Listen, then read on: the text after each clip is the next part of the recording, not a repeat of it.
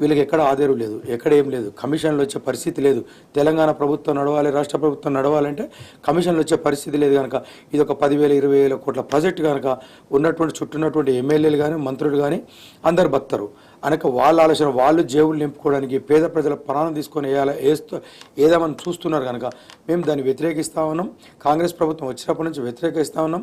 అదే ఇప్పుడున్నటువంటి రాష్ట్ర ప్రభుత్వం అధికారంలో ఉన్నటువంటి మంత్రులు ఎమ్మెల్యేలు ప్రతిపక్షంలో ఉన్నప్పుడు ప్రతి ఒక్క నాయకుడు మీకు అండగా ఉంటాం, ఆ ప్రభుత్వం తప్పుల తడక తయారు చేసే ఉంది, కావాలని చేసింది, ఉద్దేశపూర్వకంగా చెప్పిన వాళ్ళు ఈరోజు అధికారంకి రాగానే రైతులను ప్రాణం తీసుకునే పరిస్థితి ఉంది. ఒక్కొక్కరింటికాడికి 100 సార్లు తిరిగినాం, 1000 సార్లు ఎక్కడ అపాయింట్మెంట్ ఇవ్వకుండా ఉన్నటువంటి వాళ్ళ అధికార బలంతో అక్కడ ఉన్నటువంటి పోలీస్ వ్యవస్థను ముందర పెట్టుకొని గన్మెన్ల ముందర పెట్టి రైతుల మీదకి ఎక్కించుకోపోయే పరిస్థితి మంత్రి గారు కోమరెడ్డి వెంకరెడ్డి గారు చేశారని ఇంటికి కూడా పోయినాం.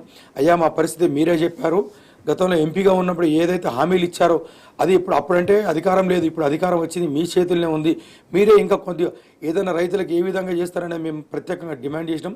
రీజనల్ రింగ్ రోడ్ వద్దు, వ్యవసాయం ముద్ర నినాదంతో ముందుకు పోతా ఉన్నాం.